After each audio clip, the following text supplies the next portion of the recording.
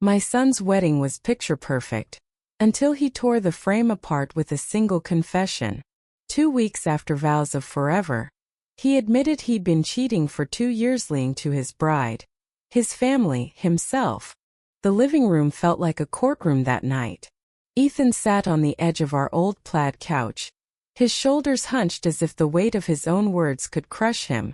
His new wife, Lily, sat opposite, her hands trembling in her lap, her wedding ring catching the dim light from the lamp.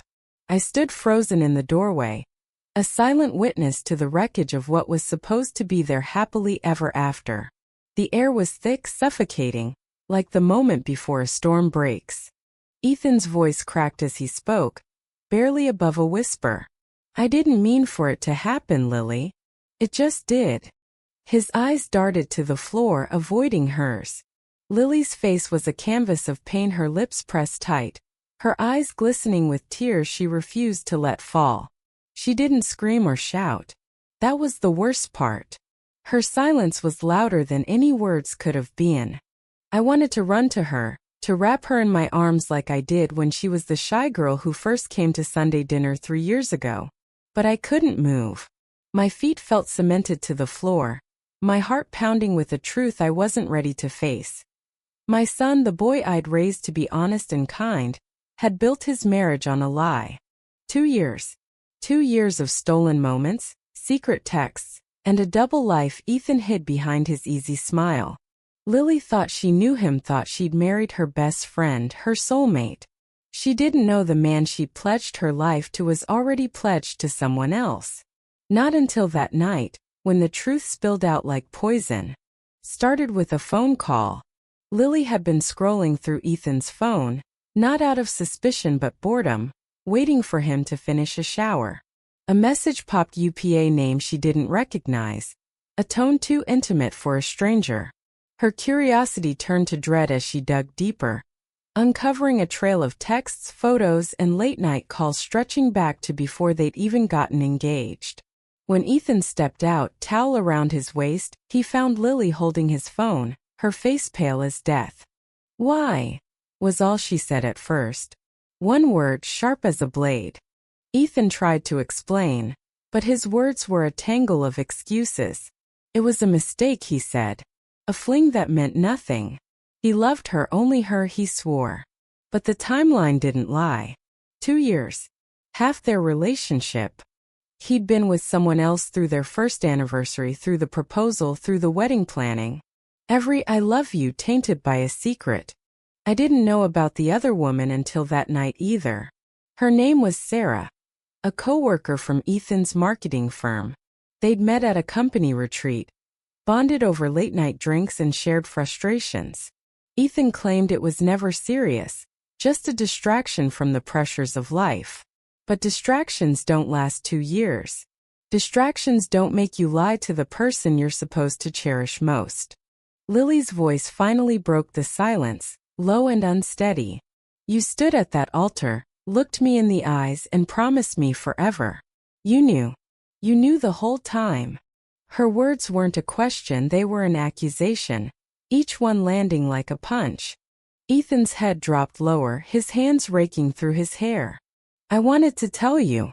I tried to end it before the wedding, I swear. But I was scared. Scared of losing you. Losing me." Lily's laugh was bitter, hollow. "You lost me the moment you chose her. I couldn't stay quiet anymore."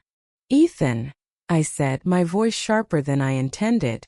He flinched, finally looking at me. His eyes were red, pleading, like the little boy who'd once begged for forgiveness after breaking my favorite vase.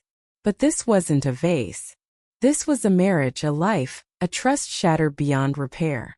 "Mom, I didn't mean," he started, but I cut him off. Don't make excuses to me." My voice trembled, caught between anger and grief. "You made a choice, Ethan. Every day for 2 years you chose to lie." Lily stood abruptly, her chair scraping against the hardwood. "I need air," she said, grabbing her coat. She didn't look at Ethan as she walked out, the door slamming behind her. The sound echoed in my chest, final and heavy. Ethan buried his face in his hands. "I've ruined everything," he whispered. I wanted to comfort him, to tell him it would be okay. But I couldn't. Not yet. I sat beside him, the space between us vast despite the inches. "Why didn't you tell her sooner?" I asked. "Why didn't you tell me?" He shook his head, tears slipping down his cheeks. "I thought I could fix it. I thought if I ended it with Sarah I could just move on. Be the husband Lily deserved." "But you didn't end it," I said, the truth cutting deeper. "Not until it was too late." The night dragged on, each minute heavier than the last. Lily didn't come back. Ethan didn't chase her. And I sat there, caught between my love for my son and the ache for the daughter-in-law I'd come to see as my own. I thought of the wedding just 2 weeks ago, the way Lily's face glowed as she danced with Ethan, the way he'd whispered something in her ear that made her laugh. Had it all been a lie? Or did he love her, even through his betrayal? The next morning I found Lily's ring on the kitchen counter, left beside a note in her neat handwriting. "I need time." No signature, no promises. Just those 3 words, stark and final. Ethan was a ghost of himself, pacing the house, checking his phone every few minutes for a message that never came. I tried to talk to him, to understand how my boy, me kind, thoughtful boy, had become a man capable of such deceit. He told me about Sarah in fragments, his voice raw with regret. She was confident, exciting, a spark in his mundane routine. But he insisted he never loved her, not the way he loved Lily. So why hadn't he stopped? I pushed him to see a counselor, to figure out what drove him to sabotage his own happiness. He agreed, but his heart wasn't in it. He was drowning in guilt, and I wasn't sure if he'd ever forgive himself. I wasn't sure if I could either. Days turned into a week, then 2. Lily stayed with her sister, answering Ethan's calls with short, clipped responses. She didn't want to see him yet, and I couldn't blame her. I visited her, bringing her favorite lemon scones, hoping to bridge the gap. She hugged me tightly, her tears soaking my shoulder. "I thought I knew him," she said, her voice small. "How do I trust anyone again?" I didn't have an answer. All I could do was hold her, my own heart breaking for the pain my son had caused. Ethan, meanwhile, threw himself into work, staying late at the office to avoid the empty house. I wondered if he was avoiding Sarah too, or if she was still there, a shadow in his life. I didn't ask. I wasn't sure I could handle the answer. One night I found him in the garage, sorting through old boxes of childhood keepsakes, baseball cards, school projects, a photo of us at his high school graduation. He held the photo, his thumb brushing over my smiling face. "Do you think I'm a bad person, Mom?" he asked, his voice barely audible. I knelt beside him, my hand on his shoulder. "You're not a bad person, Ethan. You made a terrible choice, say a lot of them. But you're still my son, and I believe you can be better." He nodded, but his eyes were distant. I wondered if he believed me. The weeks stretched on, and the silence between Ethan and Lily grew louder. I prayed for reconciliation, for healing, but I knew it wasn't my choice to make. Lily had to decide if she could forgive, if she could rebuild a life with someone who'd broken her trust so completely. And Ethan had to face himself, to understand why he'd let himself fall so far. Their story wasn't over, but it was at a crossroads. The love they'd shared was real, but love alone couldn't erase 2 years of lies. I held on to hope, fragile as it was, that they could find a way forward together or apart. Because even in the wreckage of betrayal, there's a chance for redemption, for growth, for something new to rise from the ashes. Hope is a stubborn thing, clinging to the edges of even the darkest moments. But as the weeks turned into months, I watched it flicker in Ethan and Lily's eyes, dimming with each unanswered call, each empty night. Ethan tried to rebuild. He started therapy, showing up to sessions with a notebook full of scribbled thoughts, as if writing them down could untangle the mess he'd made. His counselor, a soft-spoken woman named Dr. Carter, pushed him to confront the why behind his choices. It's not just about Sarah, she told him in a session I overheard from the kitchen, where I'd taken to hovering like a worried ghost. It's about what you were running from in yourself. Ethan didn't have an answer then. Maybe he still doesn't. But he was trying, and that was something. He quit his job at the marketing firm. Not because of Siraj left the company after the truth came out, but because he couldn't stand the daily reminder of his betrayal. He took a lower-paying gig at a non-profit, organizing community events. It was humbler work, but it gave him purpose, a way to feel like he was giving back instead of taking. Lily, meanwhile, stayed with her sister, Emma, in a small apartment across town. I visited her every few days, bringing coffee or books, anything to keep the connection alive. She was different now, quieter, her laughter rare and fleeting. But she wasn't broken. Lily had a strength I hadn't fully seen before, a resolve that shone through her pain. She started painting again, something she'd set aside during the whirlwind of wedding planning. Her canvases were raw, chaotic bursts of color, each stroke a piece of her heart.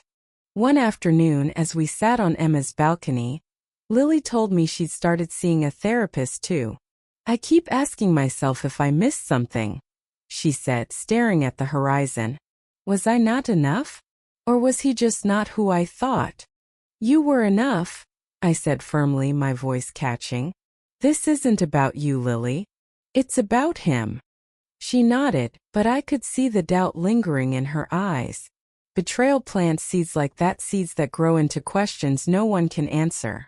3 months after the confession, Ethan asked to meet Lily. Not to beg for forgiveness, he said, but to listen.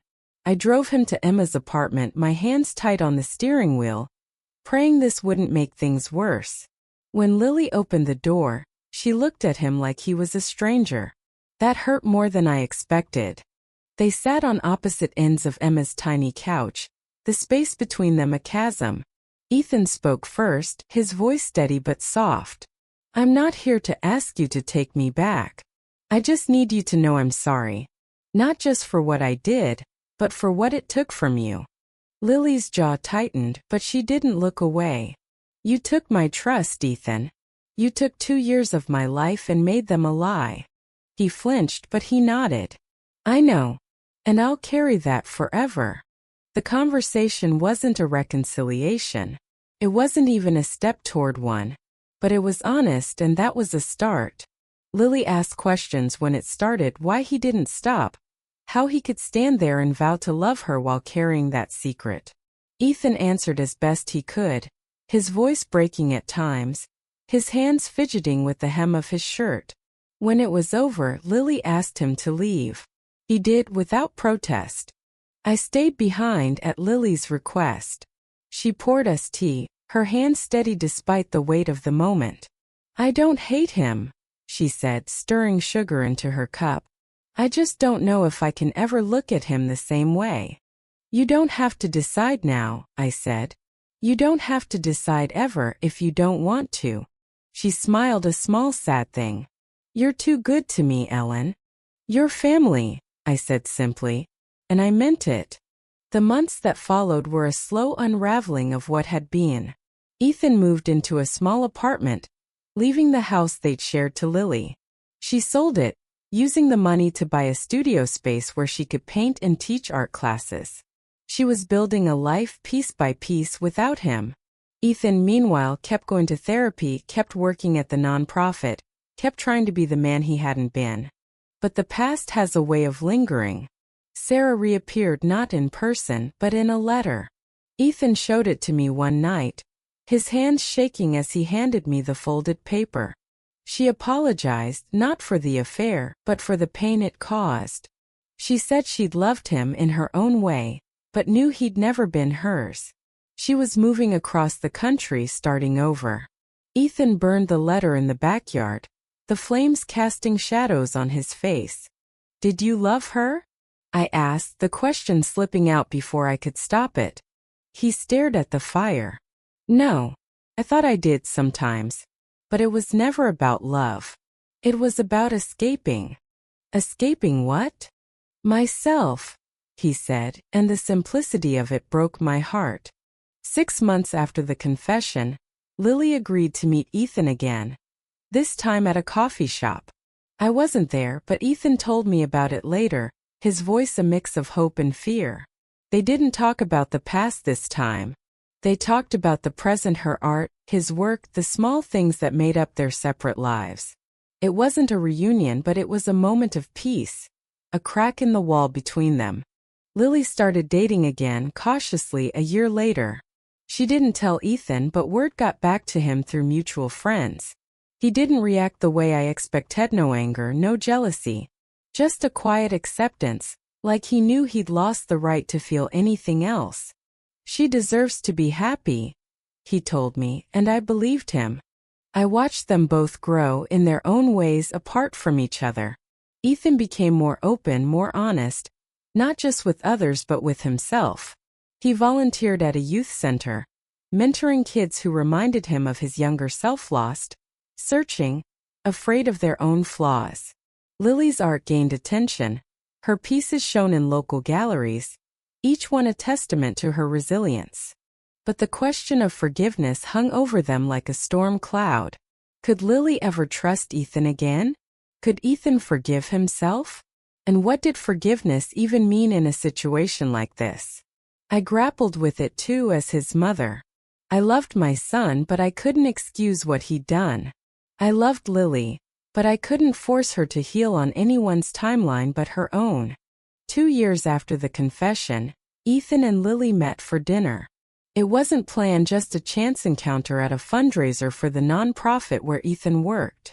They ended up at a quiet Italian restaurant, sharing a bottle of wine and stories about the lives they'd built. For the first time they laughed together, the sound tentative but real. "I don't know if I'll ever fully forgive you," Lily told him, her voice steady. "But I don't want to carry this anger forever." Ethan nodded, his eyes bright with tears. "I don't expect you to. I just want you to be okay." They didn't get back together. Maybe they never will. But that night they found something else, a kind of closure. A way to let go without erasing the past. Lily moved on, her heart open to new possibilities. Ethan kept working on himself, knowing redemption wasn't a destination but a journey. As their story unfolded, I realized it wasn't just about them. It was about all of us. How we navigate betrayal, how we rebuild trust, how we find the strength to forgive or to walk away. It's about the messy, painful, beautiful truth of being human. What do you think? Was Ethan's betrayal unforgivable? Or does his effort to change deserve a chance? Should Lily forgive him? Or is moving on without him the truest form of justice? Share your thoughts, because in stories like this, there's no single right answer. Only the ones we wrestle with together.